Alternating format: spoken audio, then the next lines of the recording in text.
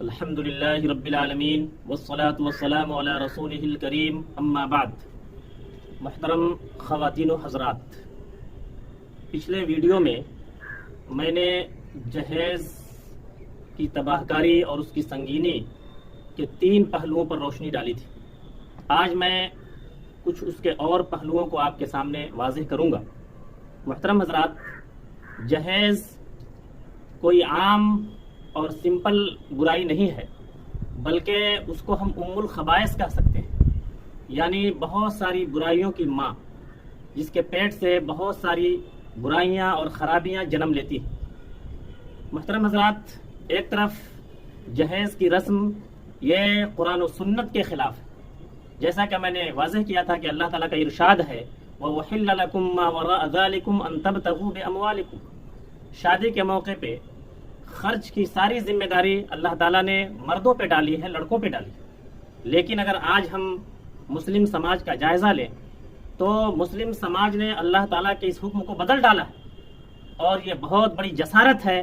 कुरान के खिलाफ, अल्लाह के खिलाफ, वो अल्लाह से बगावत का ऐलान है कि लोगों ने अल्लाह के इस हुक्म को बदल डाला कि अल्लाह ने हुक्म दिया था कि शादी के मौके पे खर्च की जिम्मेदारी मर्द पे है, वो महर की शक्ल में और वलीमे की शक्ल में, लेकिन मुस्लिम समाज ने इसकी जिम्मेदारी लड़कियों पर डाल दी। जहेज की बुराई का दूसरा पहलू जो मैंने वाज़ेह किया था वो ये है कि जहेज की वजह से वक्त पर लड़के और लड़कियों की शादी नहीं हो पा रही है, जिसकी वजह से मुस्लिम समाज में बुराई और बेहयाई, बदनिगाही और बदकिरदारी फैल रही है।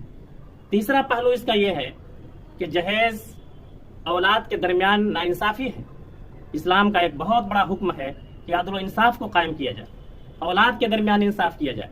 लेकिन आप समझ सकते हैं कि जहेज के जरिए एक बहुत बड़ी मालियत एक औलाद को दे दी जाती है और दूसरों को महरूम रखा जाता है। जहेज का एक भयानक और गंभीर पहलू ये है कि जहेज के जरिए से, जहेज देकर औरतों को वरासत से महरूम करने का खेला किया गया। यह बहुत बड़ी गहरी साजिश है जिसके लिए तालीम याफ्ता ख़वातीन को आगे आना होगा, इसके लिए बेदार होना पड़ेगा। आज सूरत हाल यह है कि जहेज को वरासत का मुतबादिल बना दिया गया और ये मकामी तहजीब, हिंदुआना कल्चर से मुतासिर होकर के शादी के मौके पर लड़कियों को कुछ दे दिलाकर रुखसत कर दिया जाए और फिर उनका वरासत में कोई हिस्सा नहीं, ये तस्वुर जो है आम कर दिया गया है।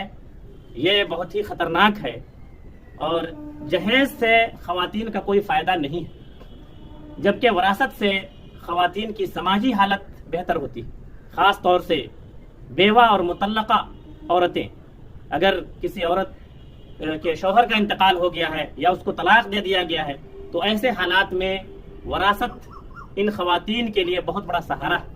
इसीलिए अल्लाह ताला ने बहुत वाज़ेह अंदाज में फरमाया है कि लिर्रिजालि नसीबुम मिम्मा तरकल वालिदानि वल अक़रबून वलिन्निसाइ नसीबुम मिम्मा तरकल वालिदानि वल अक़रबून, कि जिस तरह माँ बाप और करीबी रिश्तेदारों के तरके में मर्दों और लड़कों का हिस्सा है, उसी तरह माँ बाप और करीबी रिश्तेदारों के तरके में औरतों और लड़कियों का भी हिस्सा।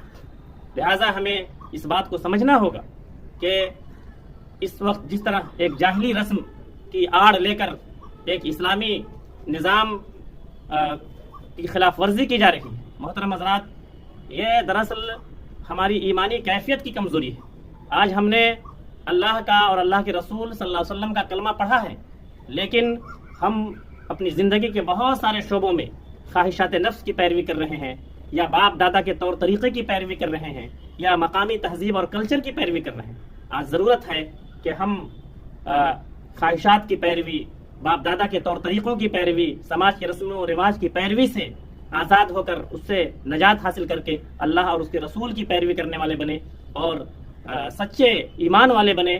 और ज़रूरत है कि हम जहेज़ को ख़त्म करके वरासत के निज़ाम को कायम करने वाले बने और वरासत में जो ख़वातीन का हक़ है, हिस्सा है, उसको अदा करने वाले बने। मुहतरम ख़वातीन व हज़रात,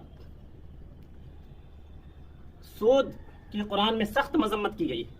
अल्लाह ताला ने सूद को हराम करार दिया है। अहल्लल्लाहुल बैअ व हर्रम रिबा, अल्लाह ने तिजारत को हलाल किया और सूद को हराम किया।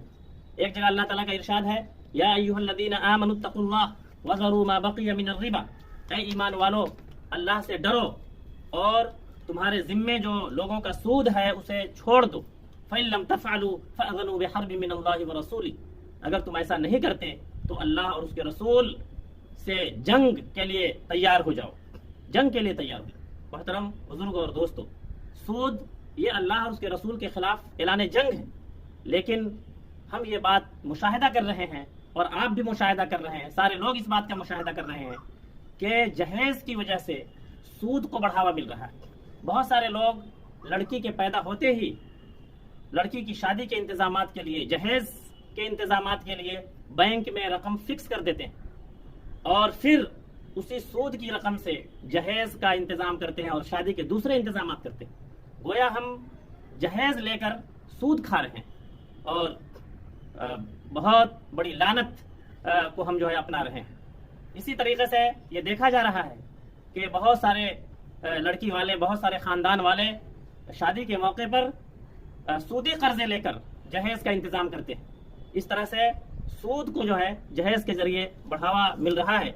ये बहुत ही खतरनाक सूरत हाल है।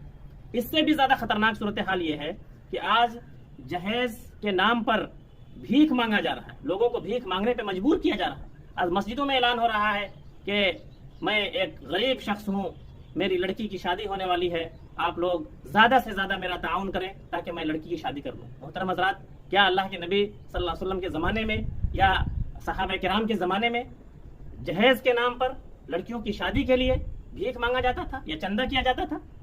इस सूरत हाल को देखते हुए मुसलमानों को शर्म से जो है चुल्लू भर पानी में डूब मरना चाहिए कि आज जहेज के नाम पे भीख मांगा जा रहा है, चंदा मांगा जा रहा है।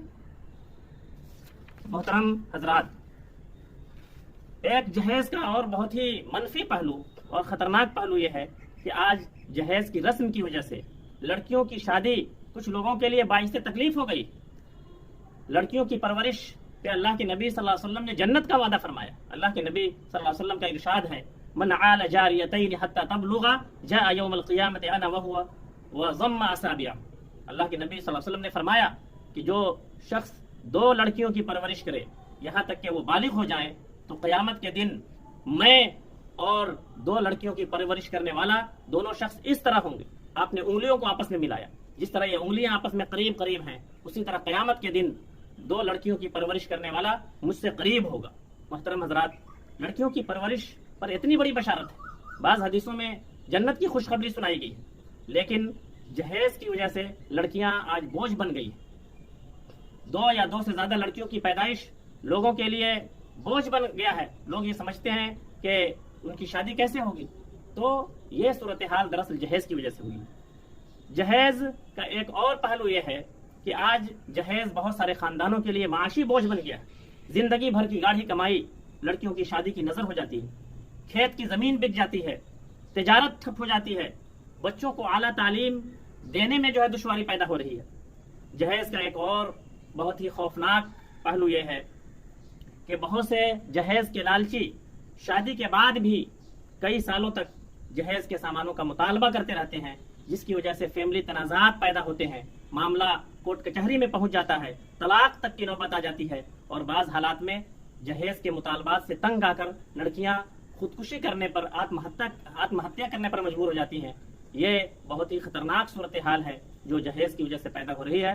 लिहाजा आज जरूरत है कि मुस्लिम समाज बेदार हो, अल्लाह और उसके रसूल सल्लल्लाहु अलैहि वसल्लम की इताअत को इख्तियार करे, ख्वाहिशात नफ्स की पैरवी को छोड़े, समाज के रस्म रिवाज से तौबा करे, बाप दादा के तौर तरीकों की गुमराही से अपने आप अपने दामन को बचाए और इस्लाम के अमन व अमान के दायरे में आए और इस तरह से हम जो है जहेज की लानत से अपने आप को बचाने की कोशिश करें। अल्लाह ताला से दुआ है कि अल्लाह ताला हमें इसकी तौफीक अता फरमाए। वमा तौफीक इल्ला बिल्लाह अलैहि तवक्कलतु व इलैहि उनीब।